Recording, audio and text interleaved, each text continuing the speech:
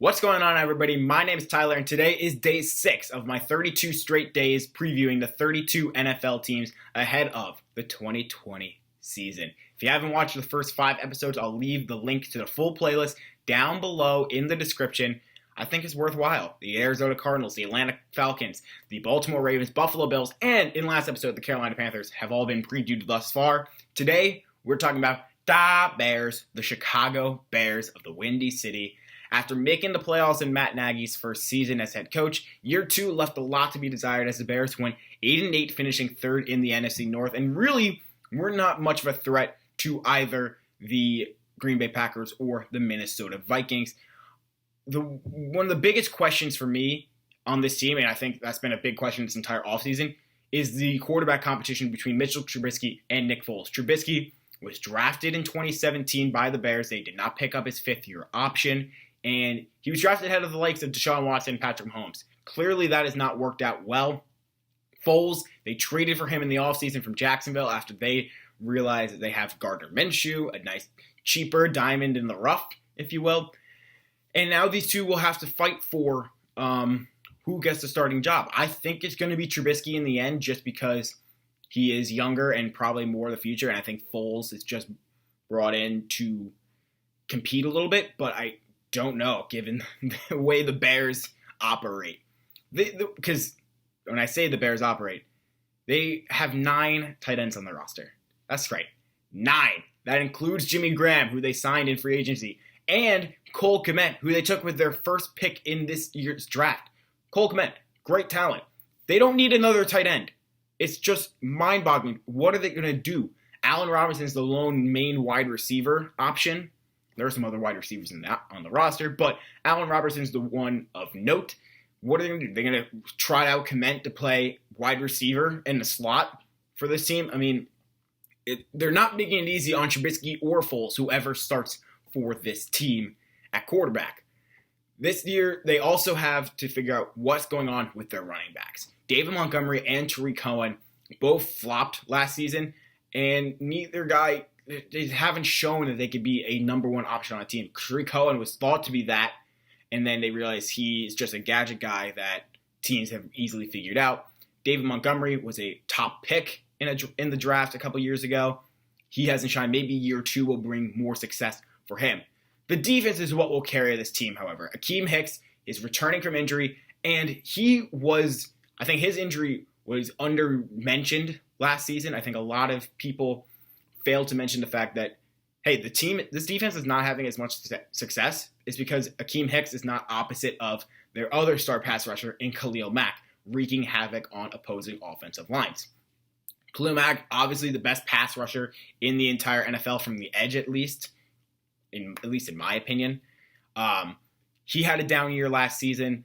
He looks to bounce back. I think he will, just given his talent. There are also some other really nice pieces on that defense, and guys like Danny Trevathan, Eddie Jackson, Kyle Fuller, and Roquan Smith, among others. Looking at the Bears schedule, I will leave that all down in the description, by the way, with my win-loss record for each game. I have them going 6-10, however. They have week 1 against Detroit, week 2 versus the Giants. Nice, easy start for them, in my opinion.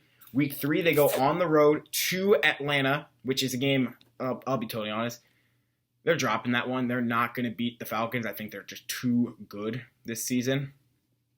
Also, let's see, where's next? Excuse me. They have week 4 versus Indianapolis, week 5 versus Tampa Bay, week 6 at Carolina, week 7 at the Rams. So another stretch there where outside of Tampa Bay, they could definitely win some games. I do have them losing to Carolina, but I also have them losing to Indianapolis, but those are games that they could win. I haven't beaten the Rams. So it can go either way. Maybe they could pull out an upset. I guess maybe not an upset, but you get what I'm saying. They could beat some of those teams if one possession goes their way. Week 8, they play New Orleans. Week 9, they're on the road at Tennessee. Week 10 versus the Vikings. That's a tough stretch because they have a bye week, week 11, to finish out their bye week versus New Orleans, at Tennessee versus Minnesota. These will be games where we could really see whether or not the Bears are legit, if they can actually compete with some of the top dogs in the NFL, in the NFC, especially with New Orleans and Minnesota. Bye week, week 11, like I mentioned, nice time for them in the middle of the year. They can make a strong push possibly in that final 6 games or so from Week 12 to Week 17. Speaking of Week 12, they go on the road to Green Bay. I mean, these two teams are rivals, have been forever. They've had so many meetings, so many memorable battles.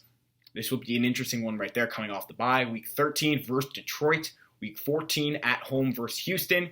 15 at Minnesota. Week 16 at Jacksonville. And finishing off the year, Week 17 at Green Bay. So overall, I have them going 6-10 like I mentioned. But there is potential there for them to win many more games. They could easily get to 8-8 or 9-7. Because I have them splitting against splitting their games against Detroit, splitting their games against Green Bay, and splitting their games against Minnesota. So they probably could sweep Detroit, to be totally honest. Green Bay, if they're going to win one of those games, it's going to be that Week 17 game where if the Green Bay Packers have wrapped up their playoff spot and just want to rest guys. And in Minnesota, it's one of those things where they can get caught in the trap game. The Vikings can. It just be looking ahead when they should be focusing on the present. And then they also could beat Indianapolis. They could beat Carolina. I haven't beaten Jacksonville. They could beat Houston. So this team could go a myriad of ways. They can go 6-10 like I haven't projected. They can go 9-7 or better. They can go 4-12 or worse. It's a lot of question marks up in the air for them.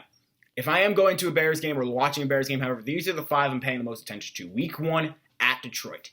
This game right here, and even Week 2 at the Giants, because that's the second game I have listed. These 2 games will really get to show us whether or not the Bears can compete this year, or are they just trying to figure out what they're doing for the future by not performing well in the present. So if they lose to the Giants and lose to the Lions badly, it's going to be a long season for Bears fans. But if they could win and win convincingly, I think Bears fans have a right to be excited, even if they don't make the playoffs. Week 5 against Tampa Bay, just to play a team with a stacked offense in the Buccaneers with guys like Tom Brady, Mike Evans, Chris Godwin, Gronk, O.J. Howard, although he might be on the way out, who knows. Just to really see where their defense stacks up against a top-flight offense, especially given how poorly they performed last season by their standards. Week 14 against Houston, once again, a game I think that they could possibly win, but also against a top quarterback in Deshaun Watson, a top young quarterback. Just to see Watson against Trubisky, it's kind of one of those things, too, where it's like what could have been versus what actually was for Bears fans. And it's just, I think, one of those matchups where if the Bears can pull out a win here, and it's Trubisky's as a starter, you could see Trubisky getting a contract extension because he is fighting for his job right now, his future in the NFL. If he has a good year this season, Mitchell Trubisky does, he, I think, will at least get a second contract and maybe even a third if he continues. If he doesn't perform well and Nick Foles shines as a starter, I would not be surprised if Mitchell Trubisky doesn't start another game in the NFL unless it's for an injury replacement. Finally, Week 17 against the Packers. I mean, these two teams kicked off the NFL centennial season last year, for crying out loud. I mean, the history between these two squads is immense. And if the Packers are trying to fight for a playoff spot, although I think they'll be locked up already, this game can mean a lot. The Bears might want to play the spoiler. Who knows? Thwarting their rivals for winning the division or even making the playoffs. Who knows? Overall, though, where do you think the Bears stack up this season? Will they get back to their winning ways like they did a couple years ago? Or will they continue in this spiral of mediocrity, trying to figure out where they go next? Who should be the starter, by the way? Let me know in the comment section. Should it be Foles or should it be Trubisky? I personally think it should be Trubisky just because I think he's more the future of this team than Foles. But let me know. Thank you all so much for watching. Once again, I greatly appreciate it. Next episode, we're going to be looking at the worst team in the NFL from last year, the Cincinnati Bengals, who might be on the up and up. Who knows? Thank you all for watching once again. Have a great day, and we'll see you next time.